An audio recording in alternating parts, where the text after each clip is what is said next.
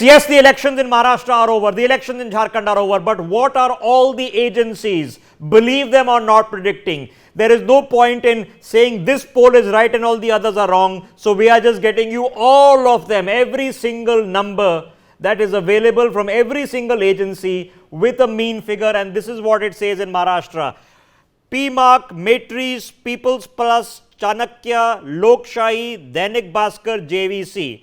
You have a list of 7 agencies that have conducted an exit poll. This is what it says. PMark says 137 to 157, halfway mark at 145. So advantage Mahayuti, but a large range of 20. 126 to 146 for MVA, 2 to 8 for others. So PMark says it can be anyone, but most likely it will be Mahayuti forming the government in a pre-poll alliance. Matrix says no, it's a clear win for the Mahayuti with 150 to 170 seats, and the MVA is lagging behind with 110 to 130. People's Pulse then comes in and says no, it's actually a thumping win. It's a wave election. It's a sweep, they say, for the incumbent BJP-led government in Maharashtra, and the Congress, the Sharad Pawar faction, as well as Uddhav Thackeray are in desperate trouble. But then Chanakya comes and says, yes, the BJP wins, but just about. With 150 to 160 seats, the MBA gets 130 to 138, so it's a closer call. They are more in tune with the first 2 polls.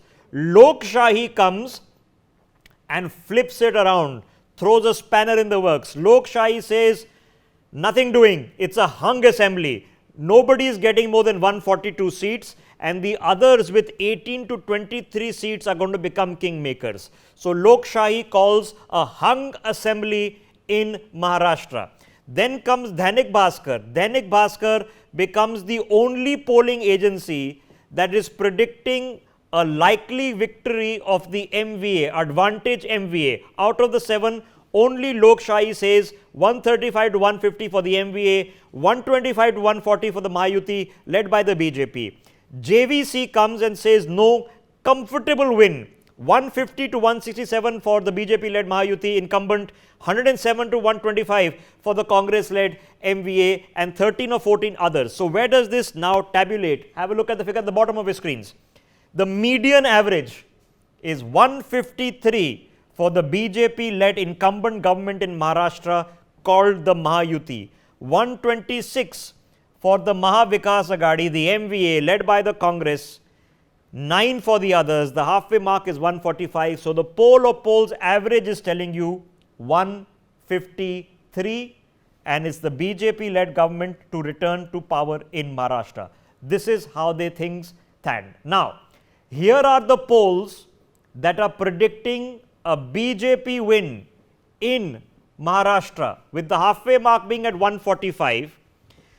There are 5 polls that are predicting a BJP win in Maharashtra. That's PMark, that says even though it gives a large margin, where the MVA with a maximum likelihood of 146 could form the government, but 137 to 157, most likely they say it's the BJP returning to power in Maharashtra. Maitri says it's a clear win for the BJP, 150 to 170, with only 110 and 130 for the MVA.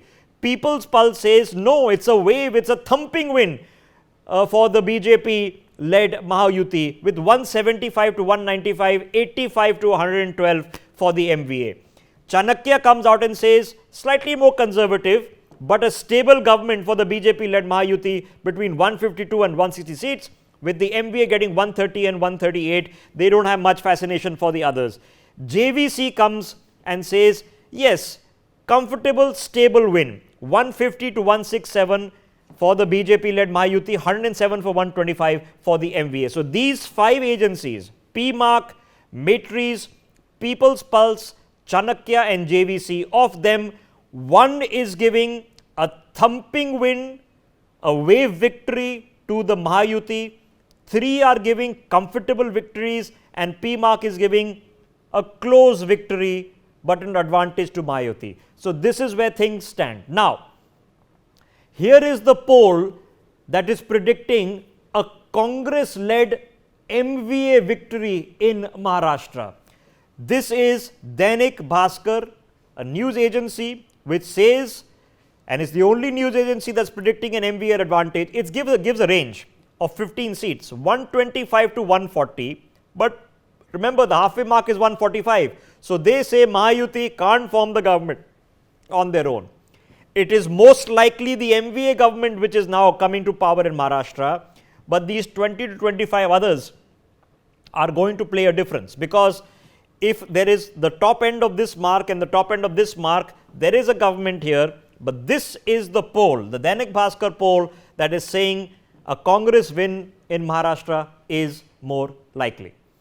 Now, let's have a look at all the numbers that are coming out of the state of Jharkhand. All the poll agencies, People's Pulse, JVC, Matrix, PMark, Access My India, Chanakya and Dainik Bhaskar, this is how they play out.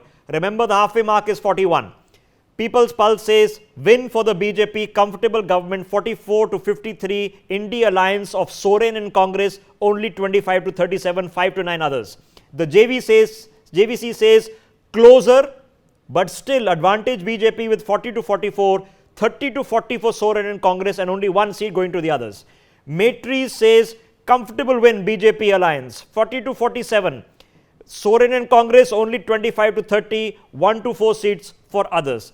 PMark comes and muddies the waters.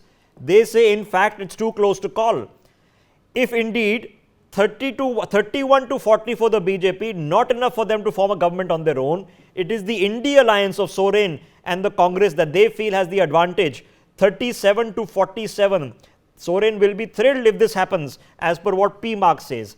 Access My India actually comes and really sticks their neck out. They give no range, they give specific seats, and they are predicting a wave for Hemant Soren, a thumping win of 53 for Soren and the Congress, with only 25 for the BJP and maybe 2 or 3 others. Chanakya is also predicting advantage BJP, 45 to 50 for the BJP-led alliance, 35 to 38 for Soren and Congress. Dainik Bhaskar is also predicting a hung assembly in Jharkhand, where a single MLA or 2 might be the difference.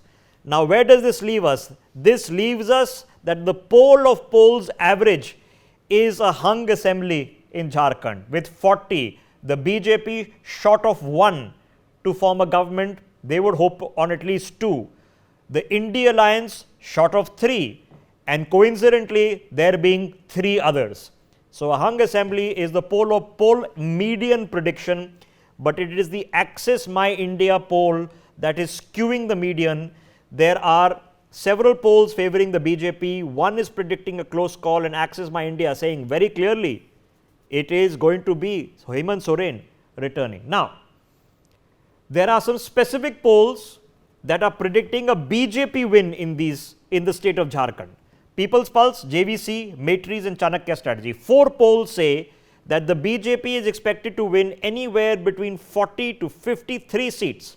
44 to 53, 40 to 44, 42 to 47, 45 to 50. With the India alliance left at 25 to 37, 30 to 40, 25 to 30 or 35 to 38, with others somewhere between 1 and 9. So these are the polls, People's Pulse, JVC, Matrix and Chanakya, that are predicting a BJP win in Jharkhand come the 23rd of November. Now, there is however one poll that comes out and says no, there is going to be a thumping Congress Hemant Soren sweep in Jharkhand, and that is Access My India. They say the BJP and its allies are going to be reduced to 25. It is going to be Hemant Soren returning as Chief Minister with a thumping majority of 53 along with the Congress. There will be 3 others, but they will not matter in this case because Hemant Soren and the Congress will be forming a government in Jharkhand. This is what the Access My India poll is predicting, a Congress sweep in Jharkhand. Now, let's open up this conversation to our guests who are joining us on the telecast. I see Sudhanshu Mittal, senior BJP leader with us. Manasvi Thapar is with us. Suziban Shah is with us. She represents the Shiv Sena Shinde faction. Gyanendra Mishra with us. Jimsa Ibrahim joining us, and Sujata Pandey to break this down. Sudhanshu Mittal, let me begin with you. We can take all the pinch of salts. I'm out of breath reading out all the poll figures one after the other. What's now your feedback telling you? How's it gone? I mean, there's been a belief all through that we will be voted back because of the good work which has been done by the government. If you realize all these state polls which have taken, recently, every government which has delivered as a government has been voted back to power. So if it was Madhya Pradesh, yes. Where governments failed, the people voted them out. Like what happened in Chhattisgarh, what happened in Rajasthan, what happened in Haryana. Again, the government which delivers gets the mandate of people. And all through we were very clear that we will get a mandate here, and we were very clear that how Hemant Soren has performed is something which the people of Jharkhand will not forgive. And that's the reason why what is coming as the exit poll results do not surprise us at all. I mean, it is in tune with what has been the core belief while the campaign was on, and the way we've been seeing the reactions and the response of people in these elections.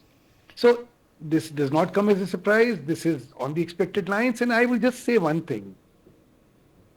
The doomsday seers who wanted to extrapolate the results of Lok Sabha on the Vidhan Sabha have been proved to be wrong completely. Because the maturity of the Indian electorate is phenomenal.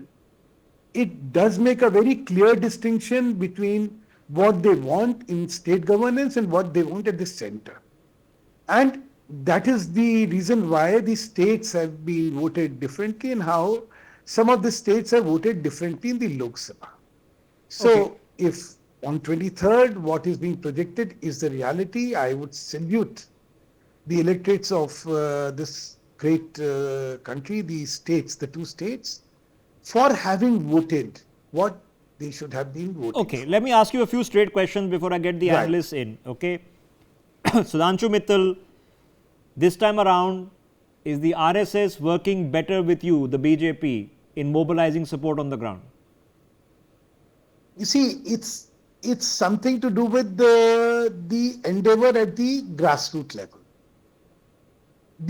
The workers of the BJP, along with everybody who believes in the ideology, has really put in their hearts, because what happened in the Lok Sabha was a warning bell that if you stand divided, if you stand indifferent to the elections, the consequences could be very fatal.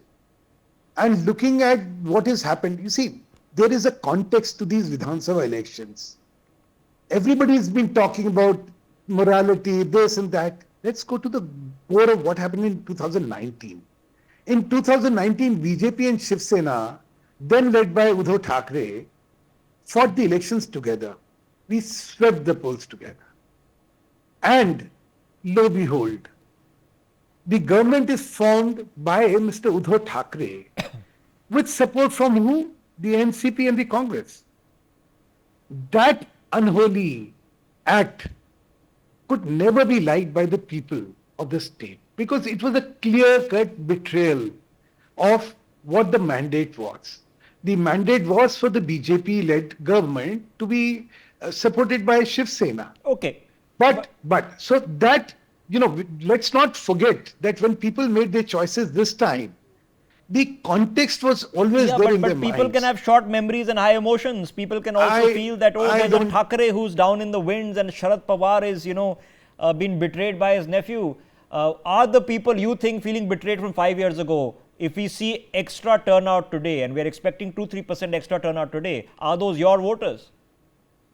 See, this theory about extra turnout is always flipped the way it suits any political party. So when it is high voting, and if you are in the power, you'll say, look, because of the good work which has been done, people have come up. And those who are your opponents will say, look, this shows there is an anti-incumbency. So I wouldn't read much in that. Okay. What I would say, honestly, having observed elections for the last, more than 4 decades, is it's always the people's choice of being happy or being unhappy with the government of the day. That's a principal factor which leads them to make their choices. And the choices are of the alternative. So if this is not what I want, what is it that is what is available on the other side? Okay. And that's where the choices are made. And in this case, The choice was very clear. The Ladli Behna scheme has really gone down so well in the hearts of people for its nobility and for its implementation. The last mile delivery of the scheme is very critical because a lot of schemes which have been made have turned out to be politically disastrous only for the reason that they were badly implemented, and the element of corruption actually antagonized the people rather than the Okay, all government. right. Getting So one more appreciation. practical quick question, Sudhanshu Mittal, and it's a Right. tough one. Okay, because other than Ladli Behna scheme, your party chief boss came and set the tenor that it is ek hai to safe hai. So have you united Hindu voters in Maharashtra, because the other side is saying no, we need to do caste census? We've united the people of Maharashtra. It's not the Hindus of Maharashtra. We have seen the consolidation of people behind the government for the good governance we have given. So, to break it down to caste and then to break it down to religion is very fashionable in a political narrative. But the way it works differently. Look, people who talk about caste census themselves condemned caste census in 2011. I read the statement of Mr. Rahul Gandhi that it was a big mistake. Well, it took him 13 years to realize it, because there he saw a political opportunity in talking about caste census. So he says, look, I made a mistake 13 years back. So credibility and statements are two different things. A statement made by a Rahul Gandhi is bereft of credibility. A similar statement made by somebody else, even a statement made by the Prime Minister, would carry a different credibility because of its past record. Okay. Because of what has been delivered. Okay, let me break it down. Let me quickly get Suzy Ben Shah into this conversation. Ms. Shah, in a practical sense, you've had 2.5 years under Mr. Eknath Shinde. Is there absolutely no possibility of the Shiv Sena reuniting after 2 days? We are going to form the government. The way we are currently, the Mahayuti, with 3 parties, we are going to form the government. To what Mr. Sudhanshu Mittal said, I would just like to add 2 things. That we are a government who works on Niti, Niyam and justice for all, and Trushtikaran kisi ka bhi nahi. So that is the basic guiding principle that this government has worked. Yes, the Lok Sabha result was a setback for us, and we learned our lessons. We went back to the drawing board and understood why this fake and false narrative worked. We focused on having a true and a correct narrative by implementing schemes for the poor, for the welfare of the people. This was accepted by the people, and most importantly, the Sri Shakti, the Mahashakti. We ensured the last mile delivery of all our schemes, and therefore we had Labharthis who were indeed very happy. Okay. Now coming back to no. Yeah, okay. Let me finish your thought, then I have a follow-up question. Finish your thought. Just 1 second. Now, who is the CM of Maharashtra? That was going to be my next question. He's the tallest leader. He's the tallest Maratha leader. He's the most popular CM. And how it happened in just 2.5 years. You had a previous government with the CM going only for 5 days to the Mantralaya.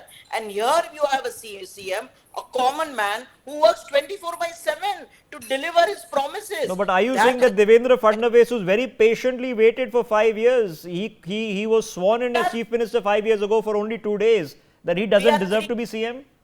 We are 3 mature leaders with great belief in the party diktats and party order. Despite having 40 MLAs, when BJP with their large heart gave us the CM-ship, Devendra Fadnavis accepted it. Okay. And the faith that they reposed in our Pramukh Neta Eknath Raoji Shinde. Eknath Raoji Shinde has worked very hard, and they have not regretted that decision. Okay. So therefore, with 3 mature leaders, let me assure you, there is going to be smooth Do you transition trust? to a safe, secure, stable and progressive Do you government. trust Ajit Mark my Pawar, words. ma'am? Do you trust Ajit Pawar? Why not? See, understand this. BJP and Shiv Sena are a long-standing alliance. Our DNA, our ideology matches completely. But with Ajit Dada, it's a political alliance. I mean, we are not running away from it. But It he is a dumped you in political- 48 hours last time, very awkwardly. He dumped at least Devendra Fadnavis, if not you directly. Well, you learn, you evolve. As far as we are concerned, the BJP and the Shiv Sena and Ajit Dada are marching together towards victory. It is absolutely visible, and finally, it is all about development, development, and development. Okay, all right. You had your say. Thank you for taking at least as candidly the questions as could possibly hit. Let me get the analysts into this conversation. Let's start with Manasvi. Manasvi, we've had some chance to absorb a lot of things in the course of the past 24 hours. Where do you stand now? How are you perceiving with what's happening on the ground? I think with respect to Maharashtra, I think it is the most uniform election I've ever seen. This kind of election we have not seen in the history of our Maharashtra election, because BJP does not have an ideology, Congress does not have an ideology. It's not an ideological war politics happening in Maharashtra. NCP bhi hai, Shiv Sena bhi hai, BJP bhi hai, mixed with Congress bhi hai, and similarly Congress, NCP, Shiv Sena together are fighting election. So the voters are going to be evolved voters. They are not fighting कि यार ये हिंदुत्व का vote है, ये शिवसेना को vote करना है, या कांग्रेस को वोट करना है, या बीजेपी को वोट करना है. That kind of vote bank is not there. The first time in Maharashtra that is happening. So what is happening is this particular entire 5 years have been a 5 years for the voters have been of betrayal. It started with Ajit Pawar in interim trying to form a government with Devendra Fadnavis, then Shiv Sena forming a government with Congress, then again a betrayal of Shiv Sena happening, then NCP getting divided. So this is the most confused kind of election going to be on the ground. So that we have to give it to the voters. The low turnout of the vote in comparison to Jharkhand is because the voters are confused कि कौन सी शिव सेना को, कौन सी NCP को, कौन सी direction में हम जाएं. This kind of confusion have not but happened. But Manasvi, wouldn't a confused voter then think that the best chance at stability is not Congress, it's not NCP, it's not Shiv Sena, the best chance at stability is actually the BJP? Yeah, in terms of stability, yes, we can give it to BJP. And there's another factor also which is benefiting BJP. That's not the ethical political way, but yes, BJP has been very good in terms of breaking political parties. Most specifically, it is good in across the country, but most specifically in Maharashtra, the kind of breakaway they have done for Shiv Sena, the kind of breakaway in NCP, it has been very instrumental. So what happens from a voter's perspective is that these two political parties are a broken ship. So we don't have to sail through these ships. And also they have taken leaders from Congress and given them great berths in BJP. So that kind of advantage BJP has. Yes, in terms of optics, BJP is strong. In terms of leadership with the central leadership of Prime Minister Narendra Modi, it is strong. And also on the negative marketing for the opposition, they are very strong. So all these things go in the favor of BJP. All right, there's no doubt about it. Now your assessment. We spoke in the morning. We are a few hours later. We have some voter turnout figures that indicate certain things to us. I'll be taking them in just a bit. We have exit polls, which you should always take with a pinch of salt. But what's your gut reaction now? You're asking to me? Yeah, Sujata, take that. Okay. So, Rishabh, good evening. So, first is that, yes, I do not agree with the previous speaker saying Maharashtra is not voting on ideology.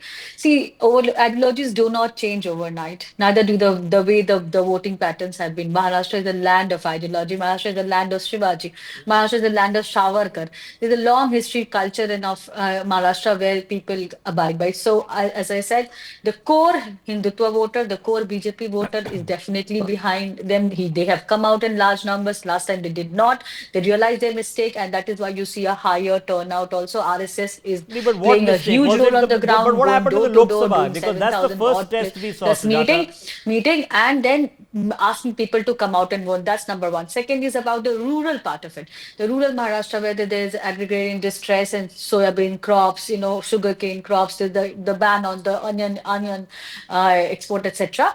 So that has also been taken very, very strategically by the Mahayuti government, where you see different schemes have been launched for different segments, whether it is the Ladki Behan Yojana, which is like amongst all the benefits or scheme, that is welfare scheme that's been launched, 45% of the people are saying that this is resonating with me. And that is why perhaps the NBA had to first criticize it and then go to court to oppose it, and then I have to ask you a practical give a copy-paste narrative what happened of it, 4 saying months that ago?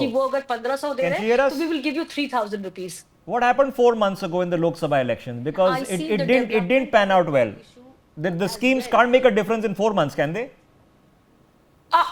No, they do, because there is you would say that these things always works. It worked in Madhya Pradesh also. Nobody thought that it would work so well in Madhya Pradesh. It worked, and when people get direct benefit transfer, it's unlike Congress times where there is, that you had to queue in line, you have to pay to the broker, etc. This is coming directly to them, and I've spoken to, you not believe, but thousands of women who are benefiting, who are saying कि ये हमारे हाथ में आ रहा है, and this is empowering us. So it is definitely, I mean, we can have a debate upon, whether it is good, whether it is freebie politics is good, not good. But then we are in an era of freebie politics, I guess. So we have to see the effect of it. As an analyst, I see it is resonating very well with the Okay, so there Maharashtra, is an ace in the Maharashtra hole. people. There is an ace in the And, hole. and, Don't go and the by. current government, since it has a track record of Okay. paying money.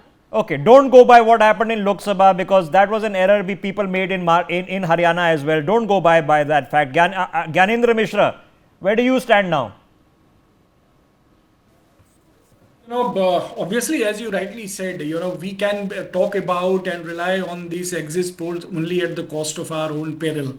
So I don't give any hoot to any of the exit poll, but I will talk and rely more on the ground realities with my knowledge, my understanding, with my discussion with the people in Maharashtra, that there was a huge sentiment against the Mahayuti government. And you look at the issues that were so prominent in the Maharashtra election. People were talking about the agrarian crisis. The people were talking about the food grain price, soybean prices, onion prices across Vidarbha. You go Nagpur region. You go, the highest number of farmers suicide in the country, the identity and Maharashtra, the compromise and insult to the Maratha identity, the compromising the interest of Maharashtra at the cost of Gujarat, betrayal of the people's, commitment to ideological politics, the use of money and muscles in the elections. So you talk about any germane issues which were vibrating with the people. Okay, And but how do we talk about them? Yeah, Mishra ji, the only context we can talk about them is that there was an election held 5 years ago, and in that election 105 seats were delivered to the BJP. Between the BJP and the Shiv Sena, they had 161. That should have been the government that was formed, but it wasn't. So you talk about betrayal, whose was the original sin? See, the BJP talks about the politics of ideology. The BJP talks about the politics of ethics and probity. But you look at what they have done, the way they have splintered all other political party with the power of muscles and money that they have at their possessions. Look at what has happened yesterday. You can talk about, you can find alibis, but everybody know that the top BJP leader was red-handed found to be distributing money. So when you indulge in that kind of politics, when you are so desperate to win, Okay. the people are, it's desperation. But many people would have said that in fact the object of getting in power in Maharashtra, despite the complete ideological divide between the Congress and the Shiv Sena, was exactly that, was money. States, it's good to be in power in states to fund political parties. Let's not kid ourselves if anybody tells you the opposite. Okay, let me quickly get Jimsa Ibrahim. Jimsa, what are your thoughts on what you've seen develop now that the elections are over? Thank you for having me. I'm mighty pleased because I have had the opportunity to listen to almost all the speakers. I think I have a bird's eye view. And let me start with what Mithil sir said. He spoke something about credibility. That's how he ended it, if I'm not wrong. But he said that when a leader like Rahul Gandhi speaks, there is a certain lack of credibility as compared to when a leader like Narendra Modi speaks. It's not the same. So I was slightly transported back to 2020 when our Honorable Prime Minister said China has not encouraged upon our land, no post has been taken. But as recently as a couple of months ago, it came in Times of India, if I'm not wrong, that we are going to pre-2020 levels in our border area. So somebody had to be lying there. I don't know who or which leader it was. I think it ought to be the esteemed leader of the BJP. That being said, on ground, I think it is going to be a very mixed sort of result. The way to the assembly is certainly going to be through Vidarbha, if I'm not wrong. We have close to 40 odd seats where the Congress and the BJP are in a direct battle. You know that it is the home ground of the RSS. Like Mitchell sir said, the RSS has been proving their worth in this election. So if it holds true, and the Maji Ladki Ben, the freebie scheme that the Shinde Sena has been promoting, and it has been effective. Judging by what the ground report suggests, we have had a swell in a positive perception of Shinde Sena over the last 2 to 3 months. They have also abolished, let me point out, the toll for at least for 3 to local 4 local vehicles, yes, highways. So this is going to have an effect on the 30 odd seats in Mumbai and the 50 odd seats in Vidarbha region.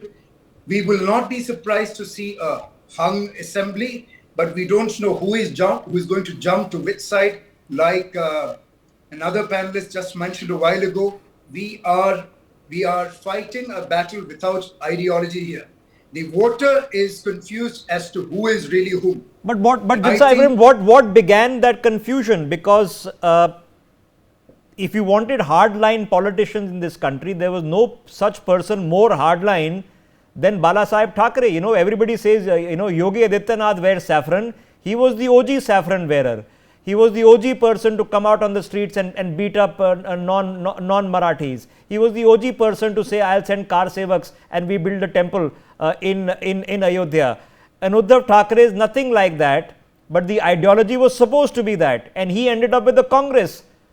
So the government formation in 2019 should have been a BJP Shiv Sena government. Who created this entire mess? Rishabh, to your question, I would completely accept the fact that the mandate in 2019 was for the Mahayuti then, or the Shiv Sena BJP alliance. There are no two ways about it. The People's Popular Mandate was for the BJP Shiv Sena alliance. And yes, there were some unfortunate circumstances. The Uddhav Thackeray faction chose not to go with the BJP, they sided with the Congress, and the rest we know is history. So who is primarily responsible? I do not think it's the Congress which is primarily responsible for splintering any party in Maharashtra. It is certainly not the Congress. Okay. Not the Congress, but Uddhav Thackeray has, and we don't necessarily know what Uddhav Thackeray stands for. He might have some sympathy vote for sure. Okay. Let me get Rajalakshmi Joshi into this conversation. Rajalakshmi Joshi, now where do you now stand? Because the politics is over. What I have perceived is it's been a much quieter election. For the first time in 11 years, a major state has gone to the polls where it doesn't seem that it is either a vote for Modi or not for Modi. This is a vote about local issues. It's something subtly different. Yes, Rishabh, to a large extent, I will totally agree with that. Because, very frankly, a lot of the issues that were probably, some big factors during the Lok Sabha elections that have been completely negated now. So, for example, the Samvidhan Khatre mein hai, then all those guarantees, all those issues, they have been, very efficiently countered by the BJP and to a large extent by the RSS, and very ably supported by the Shiv Sena Shinde faction also. So, very frankly, whenever you see this Kaate Ka Takkar, we have seen that, this kind of a micromanagement by the BJP and the RSS, that actually, and even the Shiv Sena, all of them, they are all cadre-based parties. So they have this Ghar Ghar Abhiyan and they have a Jan Sampark Abhiyan. So all of that, they are very efficient in reaching out to the people and conveying the right narratives. Okay, so what's the X factor? Is it a scheme? Is that the X factor? Is it a personality? Is it the fact that it's different because the RSS and the BJP are working well together, which is what everybody is telling us happened in Haryana? Is there an X factor here?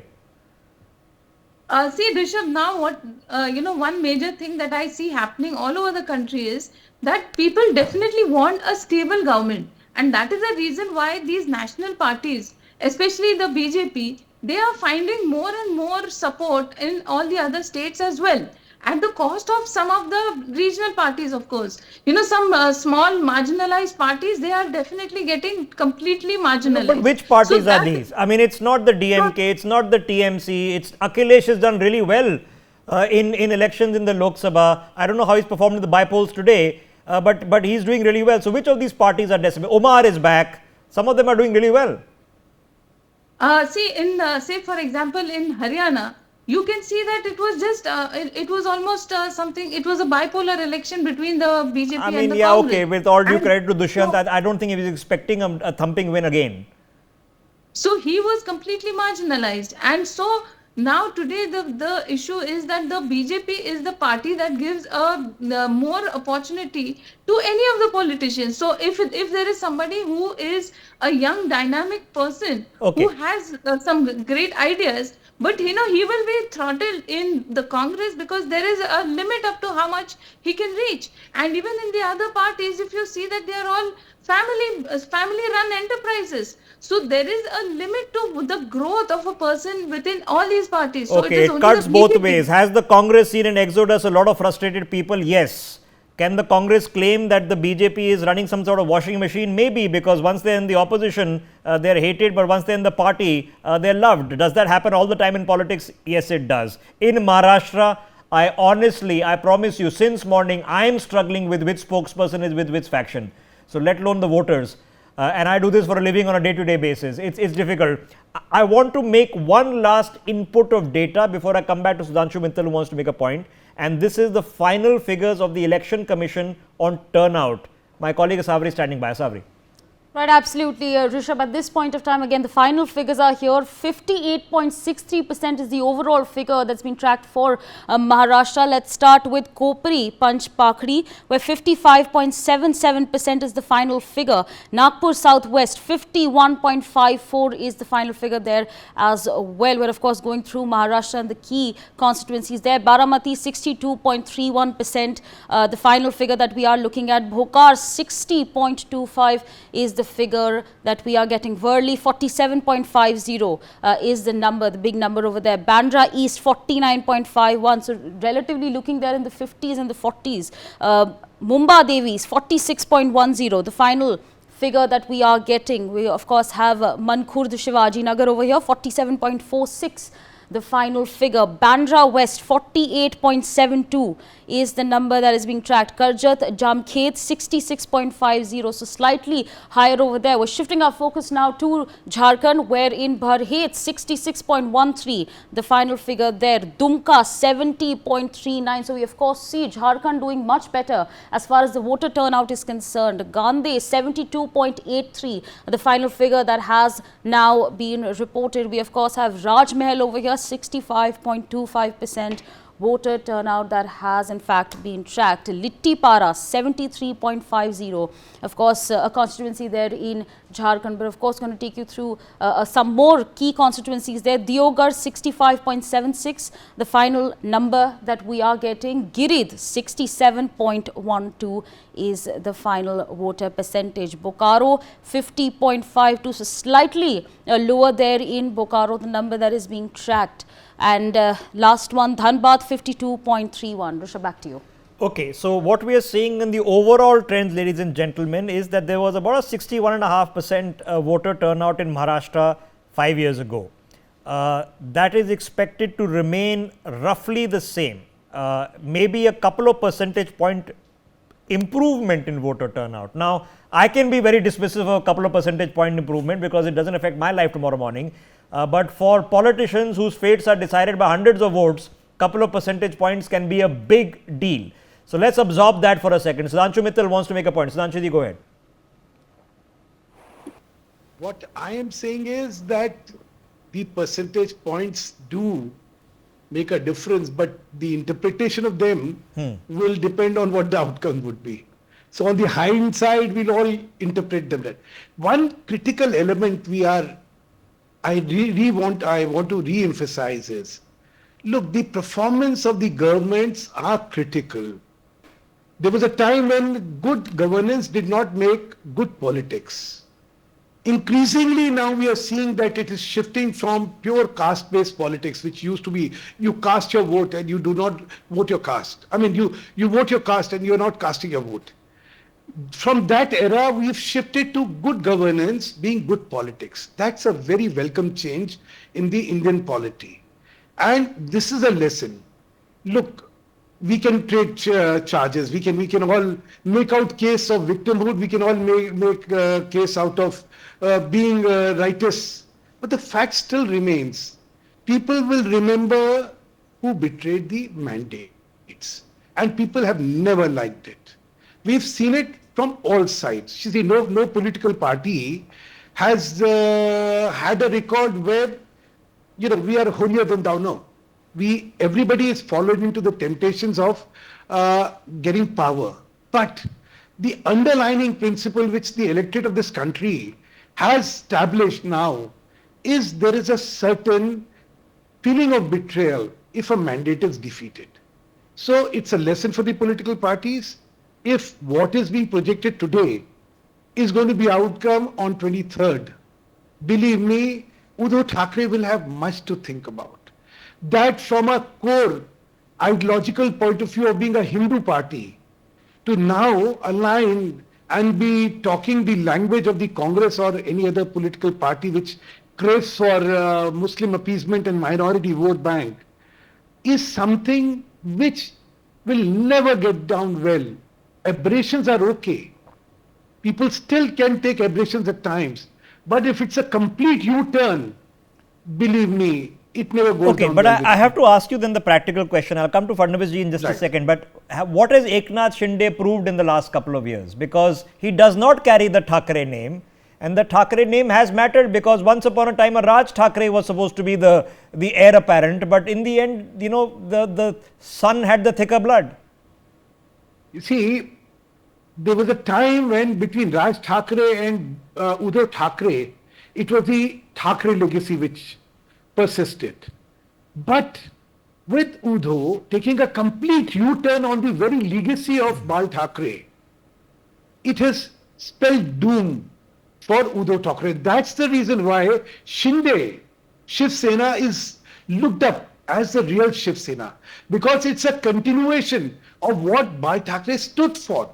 It may not be his son leading it, because the son has betrayed the very idea of Shiv Sena which Bala Saheb Thackeray had. Okay. I've had the good fortune of being a part of that era when the first time Shiv Sena and BJP formed the government in 1995.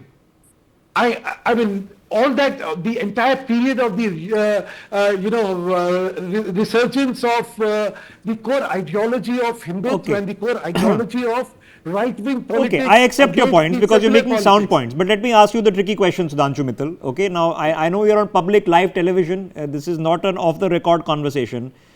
But if Sharad Pawar's tenure, I know we've been writing him off for 20 years, but if your tenure is actually over this time and he's done with electoral politics, is Supriya Sule welcome into an alliance with the BJP, a united NCP? Are they welcome to be with you? Look, let me give you another historical perspective. There are some figures in politics who are larger than life. I still remember the saying कि भाई जीते कोई भी सरकार जो है वो इनकी बनेगी, शरद पवार जी की बनेगी. But those are all folklores of history. Whether the legacy would really persist, would it remain, with Sharad Pawar ji not being there and Supriya Sule representing that legacy, is a very big if. It's not an automatic legacy which gets transformed because the legacy itself does not persist anymore. Okay. These are people who stood for something. Okay, Let me go across the board and get Ms. Shah back into this conversation. Ms. Shah, who represents? I know you got the MLAs, you got the party, but who represents the core ideology of Bala Saheb Thackeray? Because Uddhav Thackeray has the name, and you can't take that name away. Yeah. First, I would like to say this is that Maharashtra, for successive years and successive governments, have only been coalition governments. And in this coalition governments, the symbols which are very popular and known by the people are the lotus, the Dhanushyaban, and the ghadi, the watch. Now all these three symbols are with the Mahayuti. And therefore, whether it be the Shiv Sena, whether it be the BJP, or whether it be the NCP, are aligned together and strongly so. As far as Bala Sahib, Hindu Hriday Samrat Bala Sahib Thackeray ji is concerned, Shiv Sena was never a private limited company. Let us understand that. Today, as Shiv Sena, we are riding on the ideology, whether it be the Marathi Manus, whether it be the Hindutva, by Shri Eknath Raoji Shinde. No sooner Eknath Raoji Shinde ji emerged from the shadows of Matoshri, or should I say Uddhav ji, he has emerged as a tall leader, as a great administrator, as a trailblazer, working for the issues of the people. Today you see, in 2.5 years, whether it be the coastal road, who was the person who got the final approval of the coastal road? It was Devendra Fadnavis ji and Eknath Raoji Shinde. Who's the person who got the final note for the metro? No. Allow me to complete. It was the CM sir and Devendra Fadnavis ji. The only thing that the Mahavinash Aghadi has done so far is delay. And my dear friend, I would say my colleague, Mr. Mishra ji, said about the various companies going to Gujarat. It is a fallacy. How untrue and half truth is the thing. The issue is all these multi-million dollars left Maharashtra during the tenure of Uddhav ji, when he was the CM. No sooner we took charge. Okay. After a month, they all exited. Okay, I can think of a very famous company that left Bengal for Gujarat. One Yes. second, and I hold them. Whether it be the diamond bourse, it has come back to Mumbai. It has come back to Maharashtra. As far as the Dharavi project is concerned, it was the project given by Uddhav ji to Adani. Not a single inch of land has been given to Mr. Adani.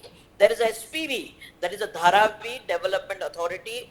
All the land is vested with that authority. Okay. That is with the government. Okay, So 30 years of trying to redevelop Dharavi, and there is still an issue with it for obvious reasons.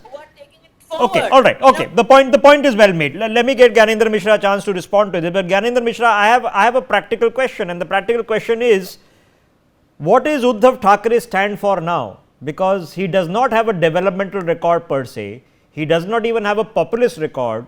He does not have the legacy of his father in terms of the Hindutva core vote bank. He has not even been to the Ram Mandir. 1 year has elapsed since it was built. Who is Uddhav Thackeray now? See, what is Uddhav Thackeray? He has already shown in the Lok Sabha election. I don't know why we are, talking here as if he has been written off the politics from Maharashtra. Look at the Lok Sabha result. And it is the BJP and the Mahayuti party who were kind of shown the door by the people of Maharashtra. And I firmly believe, and see, I am not a political person, but what I have interacted with the people of Maharashtra, there is an undercurrent sentiment against the Mahayuti government. And I am sure that it will be reflected in the outcome. Okay.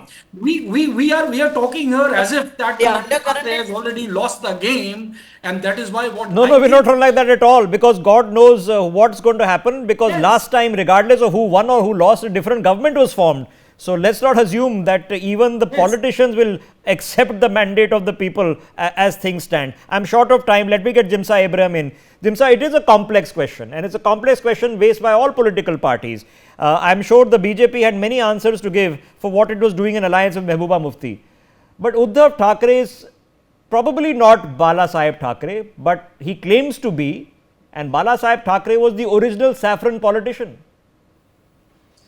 All right, I'm glad that you remember PDP and Mehbooba Mufti.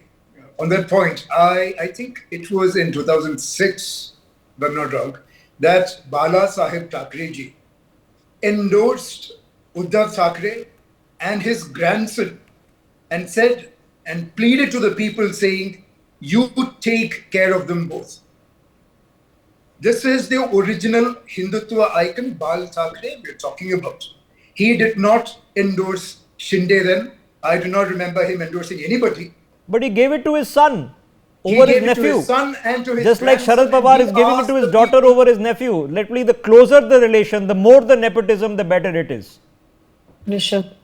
Well, is the question one on nepotism, or is the question one on who is going to take the ideology of Bal No, Thackeray forward? it's both. Bal Thackeray chose his immediate child over his nephew. So that was nepotism.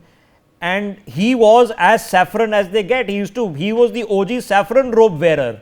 Now we know So we my say answer Uditya to Nath your is. question, Rishabh, is anybody who thinks or who follows Bal Thackeray as the original Hindu Hriday Samrat should actually take his word and then put faith in Uddhav Thackeray and his son Aditya Thackeray, because Bal Thackeray ji has endorsed, before his time he had endorsed the both of them and asked his people, his followers, to take care of these two leaders.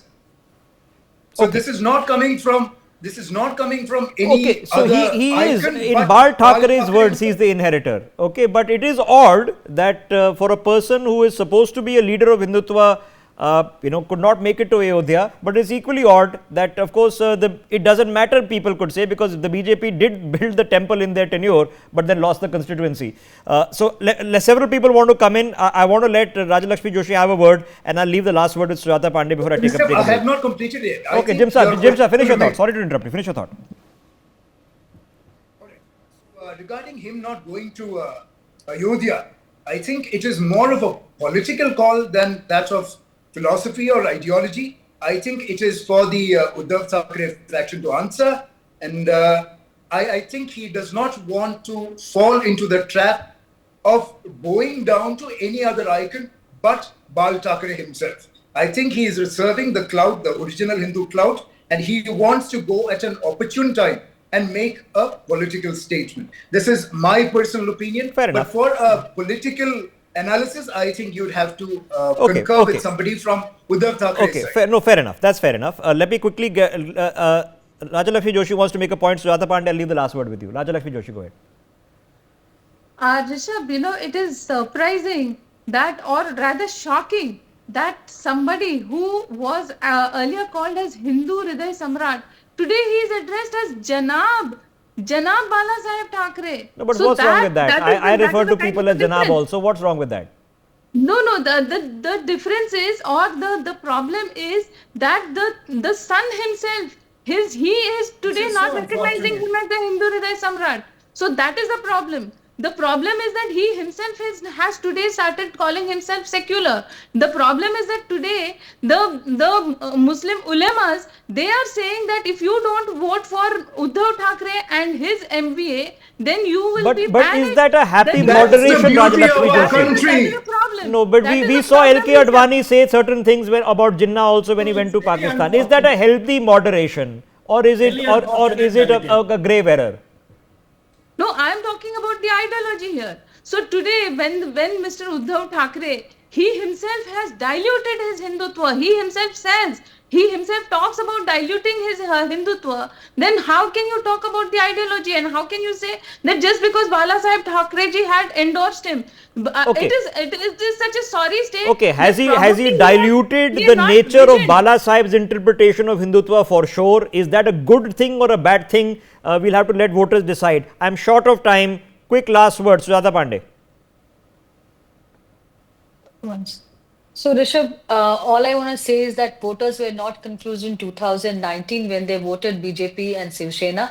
Voters are not going to be confused this time because your poll of polls shows almost the similar number, plus 10, 20, plus 10 or 20.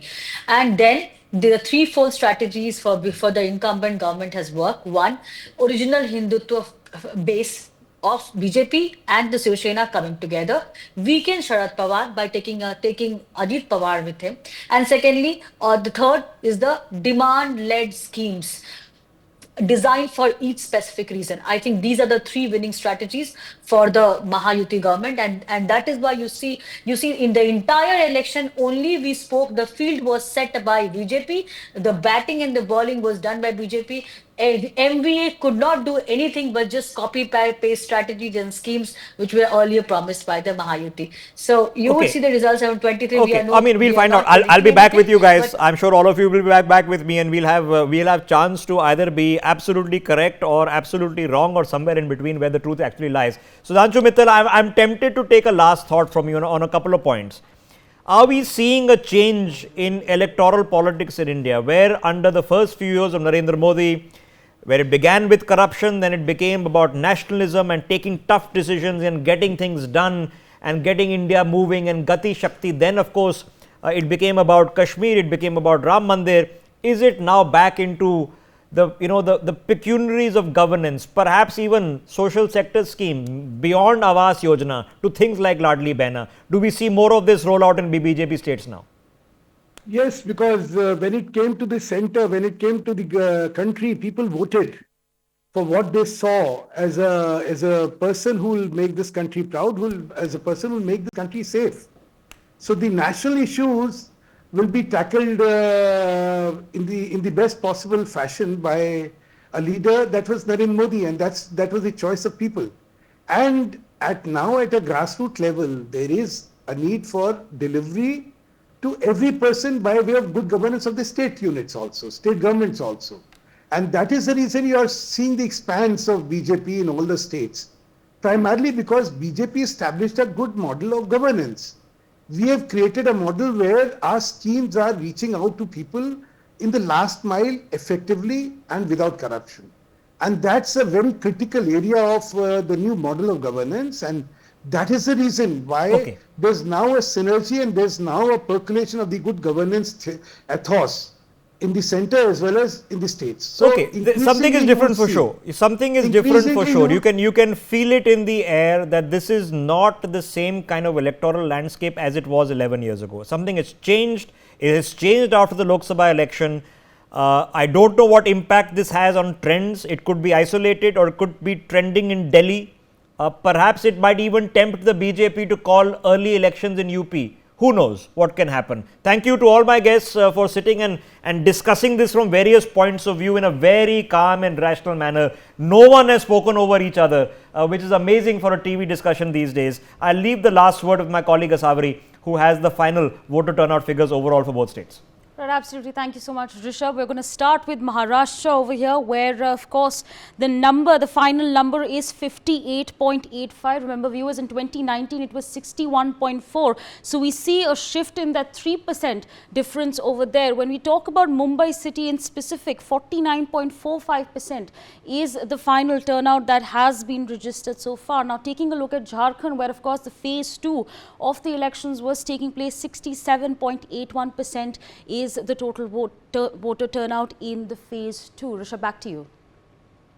Okay, thank you. For more such videos, subscribe to the Newsx YouTube channel, hit the bell icon.